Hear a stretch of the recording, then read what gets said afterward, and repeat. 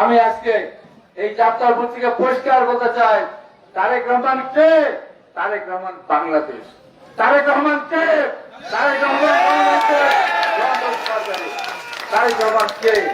তারেক রহমান মহান স্বাধীনতা যুদ্ধের ঘোষণা যে যুদ্ধে দেশ স্বাধীন করেছেন সেই শহীদ রাষ্ট্রপতি জিয়া রহমানের সন্তান।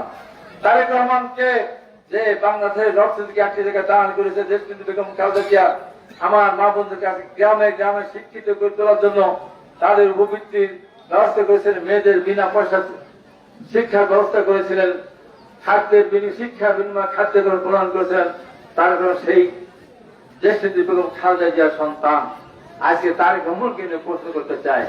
আমি পরিষ্কার করে বলতে চাই, এই বাংলাদেশে বর্তমান যে অবস্থা আছে, যারাই রাজনীতি করেন কারুর প্রতি বিষাদাঘাত আমি করতে চাই না। কারণ আমার দলের যে অর্জন, আমার দলের যে অতীত ঐতিহ্য আছে, সেটি বলতে গেলেই তো আমার এসব নামাজ পার হয়ে যাবে। তাই আপনাদের বিরুদ্ধে বলতে চাই না। আজকে যে বিএনপি, আজকে যে বাংলাদেশ, এই বাংলাদেশ যদি আপনার সূত্র ধরেন, মহান স্বাধীনতার ঘোষণা থেকে শুরু করে যুদ্ধকে দেশ স্বাধীন করার পর আজকে বাংলাদেশের যে অর্থনীতি, আমরা একসময় দেখেছি খাদ্য খাতে বাংলাদেশ মানুষ কুকুর খাদ্য নয় কিন্তু দুর্ভিক্ষ চিত্র আমরা দেখেছি।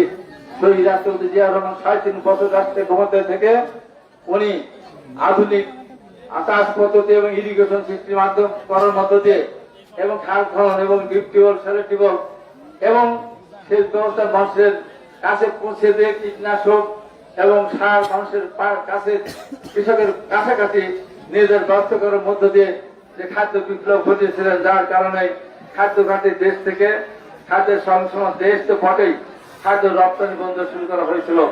এই বাংলাদেশের মানুষ কোন ভাবেনি আমরা বিদেশে যাব, টাকা উপার্জন করবো, রেমিটেন্স পাঠাবো, আমার বাড়িতে থেকে আমার গ্রামের আমার মা বাবা ভাই বোন তারা সেখানে শান্তিতে বসবাস করবে। এই ঘটনাই আজকে যে বৈদেশিক কর্মসংস্থান আমাদের যে প্রায় ১ কোটি লোক, ১ কোটির বেশি লোক বিদেশে আছে, তারও শহীদ রাষ্ট্রপতি জিয়া রহমান অত্যন্ত বুদ্ধিমত্তার সাথে উনি সৌদি আরবে গিয়েছিলেন, আইএমএর মিটিং এ গিয়েছিলেন এবং সৌদি আরবের ইসলামিক সম্মেলনে গিয়েছিলেন। ইসলামিক সম্মেলনে গিয়ে উনি সেদিন বলেছিলেন বাংলাদেশের শ্রমিকদের কাজে লাগানোর জন্য। এবং সৌদি বাদশার সঙ্গে যখন উনি বৈঠকে বসেছিলেন, সৌদি বাদশাহ শহীদ রাষ্ট্রপতি জিয়া রহমানকে খুবই পছন্দ করতেন। তাকে অনেক কিছু দেওয়ার প্রতিশ্রুতি দেওয়ার পর শহীদ রাষ্ট্রপতি জিয়া রহমান বলেছিলেন, আমিও আপনার কাছে আপনার কিছু দিতে চাই। কি? তখন উনি বলেছেন, আপনার এই মরুমাকে আমি সবুজে পরিণত করে দিতে চাই। তাই উনি সেদিন নিম গাছে চারা নিয়ে গেছিলেন। মানুষদের সেই নিম গাছ লাগানোর মধ্য দিয়ে বাংলাদেশের মানুষ এই যে বিদেশে যাওয়া শুরু হইল, ম্যান পাওয়ার থাকে বলে বিদেশে মানুষ বিদেশে মানুষ অবস্থান করে। আজকে প্রায় ১ কোটির উপর মানুষ বিদেশে থাকে, তারা যে টাকা পাঠায় বলে বাংলাদেশটা আজকে এখন আবার চলছে। এই যে বাংলাদেশে প্রায় ৩ কোটি ৩.৫ কোটি মানুষ আজকে গার্মেন্ট ইন্ডাস্ট্রিতে জড়িত। কে শুরু করেছিল? শহীদ রাষ্ট্রপতি জিয়া রহমান। যে গার্মেন্ট করার মধ্য দিয়ে সেদিন এই যে আপনার গার্মেন্ট ইন্ডাস্ট্রি শুরু হয়েছিল বিদেশে।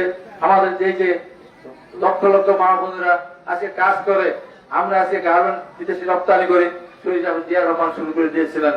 আমাদের বিএনপি শহীদ রাষ্ট্রপতি জিয়া রহমান বাংলাদেশে একদলীয় শাসন ছিল, সেই একদলীয় শাসন ব্যবস্থাকে উনি বহুদলীয় গণতন্ত্র ফিরিয়ে নিয়ে এসেছিলেন। আজকে যারা আমাদের বিরুদ্ধে কথা বলে, বাংলাদেশের রাজনীতি তাদের নিষিদ্ধ ছিল। শহীদ রাষ্ট্রপতি জিয়া রহমান সেদিন সে সমস্ত দলকে রাজনৈতিক দল করার অধিকার দিয়েছেন।